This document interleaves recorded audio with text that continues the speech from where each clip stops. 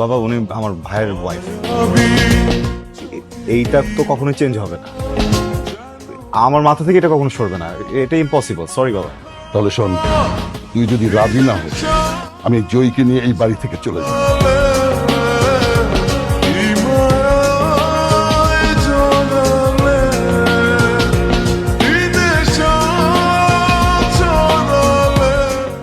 আমি জানি আপনি আমাকে কোনোদিন ক্ষমা করতে পারবেন না, আমার কারণে আপনাকে এরকম একটা সিচুয়েশন ফেস করতে হবে। আমি এটাও জানি যে আপনি কোনোদিন আমাকে ওয়াইফ হিসেবে মেনে নিতে পারবেন না। না পারাটাই তো স্বাভাবিক, আপনার জায়গায় অন্য কেউ হলে হতো একই জিনিস হতো। আমি আপনার কাছে কখনো ওয়াইফের মতো আবদার করবো না। আপনি আপনার লাইফ যেভাবে ইচ্ছে সেভাবে সাজাতে পারেন, আপনার যা ইচ্ছা আপনি তাই করতে পারেন। আমার প্রতি আপনার কোনো দায়বদ্ধতা নেই। আমিও সরি। আসলে এমন একটা সিচুয়েশন পুরো পরিবারের উপর থেকে রিসেন্টলি যা গেল, এরপরে আমি আমার বাবার সাথে ফাইট করতে পারিনি। আমি একটা মেয়েকে অনেক ভালোবাসি, রমি। রমি আমাকে অনেক ভালোবাসে। আমার জীবনে একটা মানুষ থাকার পরেও আমি অন্য আরেকটা মানুষকে বিয়ে করেছি। আমার যে এখন কি করা উচিত এটাই বুঝতে পারছি না।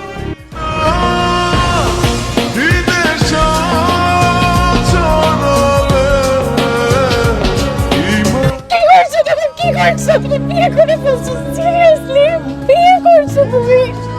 আমার এখন কি হবে? আমি বাসায় কি বলবো? বিয়ে কেন করছো?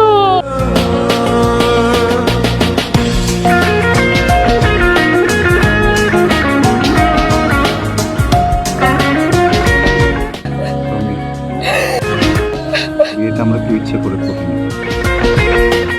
সিচুয়েশনটা এমন ছিল, আমাদের কিছু বলার ছিল না। বাবার সাথে অনেক বড় ঝামেলা হয়ে যেত। উনিও আমার সাথে থাকতে চায় না, আমি ওনার সাথে থাকতে চাই না। পুরো বিষয়টা একটা কম্প্রোমাইজ, বুঝছো? এই সম্পর্ক টিকবে না, এখানে কিছুই হবে না। তুমি আমি থেকে যাবো, এটার কোনো নিশ্চয়তা নাই।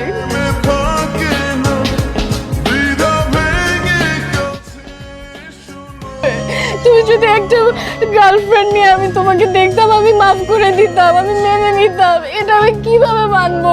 তুমি বিয়ে করছো, তুমি আমার কথা একবার চিন্তা করলে না? বুঝতেছি আমি ভুল করছি। তোমার সাথে যেটা হয়েছে এটা অনেক খারাপ হয়েছে। আমি না জাস্ট একটা জিনিস জানি, আমি তোমাকে অনেক ভালোবাসি, ডে ওয়ান থেকে ভালোবাসি। আমি কখনো ফেক করি নাই, বুঝছো? বিয়ে একটা মানুষ কিভাবে মেনে নেয় আমাকে বলো। তুমি যদি অন্য কিছু তোমার গার্লফ্রেন্ডও হইতো আমি মেনে নিতাম, তুমি বিয়ে করছো। তোমার মানে ভাইটা চলে যাবো না, বাবা মা যেন কেমন হয়ে গেছে, বুঝছো?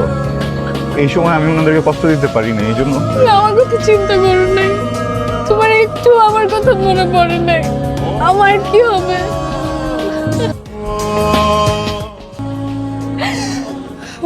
আমি ওয়েট করব এই সম্পর্ক শেষ হওয়ার জন্য। আমার যদি সারা জীবন ওয়েট করতে হয়, আমি সারা জীবন ওয়েট করব। যেই দিন আমি ওকে ছাড়তে পারবো ওই দিন আমি তোমার কাছে চলে আসবো, আমি কথা দিচ্ছি। ওইখানে কখনো কোনো অ্যাটাচমেন্ট হবে না। আদৌ এটা শেষ হবে? এটার কি কোনো নিশ্চয়তা আছে? টমি, তুমি বুঝতেছি ভুলটা আমার। আমি তোমার জন্য আসলে ওয়েট করব। তুমি যদি না চাও ইটস ওকে, আমি তোমাকে কিছু বলবো না। আমি তো বলতেছি সম্পর্ক থাকবে না। আমি সুযোগ পেলে ডিভোর্স দিব।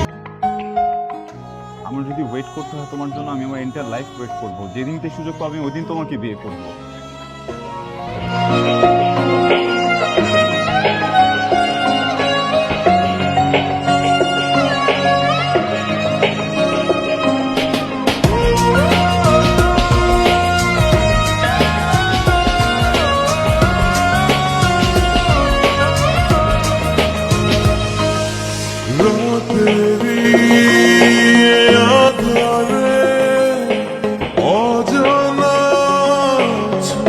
আমি যে প্রমের সাথে দেখা করতে গেছি,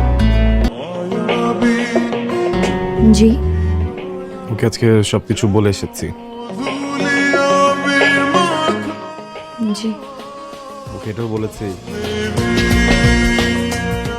এদিকে সব কিছু সর্ট আউট করার পরে আমি এই সম্পর্কটা শেষ করে ওকে বিয়ে করব। জি। শুরুতে একটু কান্নাকাটি করছি, পরে বুঝিয়ে বললাম আসলে অনেকদিনের সম্পর্ক তো কেউই কাউকে ছাড়া থাকতে পারবে না, এই জিনিসটা তো বুঝি। কিন্তু দেখেন আমি না আপনার জীবনে ভালো মানুষটা না হতে পারলেও আপনার জীবনে খারাপ মানুষটা হতে চাই না। আমি চাই না যে সেলফিশের মতো নিজেরটা নিজে গুছিয়ে দেন হঠাৎ করে আপনাকে ডিভোর্স দিয়ে গায়েব হয়ে যেতে। ভাইয়ের কাছে শুনেছি আপনি জব করতে চাইতেন, জি। শুরু করছেন না কেন? শুরু করে দেন। এখানে আপনি আপনার মতো এক্সপিরিয়েন্স গ্যাদার করতে থাকেন, একটা ভালো সময় বুঝে বাইরে কোথাও অ্যাপ্লাই করুন। আর আমারও তো অনেক পরিচিত আছে বাইরে, তো আমি রেফারেন্সটা দিতে পারবো, হয়তো বা হয়েও যাবে। দেন ওদিকে সব ব্যবস্থা করে দিবেন। আপনি ওখানে সেট হয়ে গেলে তখন আমরা মিউচুয়ালি ডিভোর্সটাও কমপ্লিট করলাম। জি, আমিও ভাবছিলাম আমার কিছু একটা করা উচিত। ঠিক আছে, আমি করব।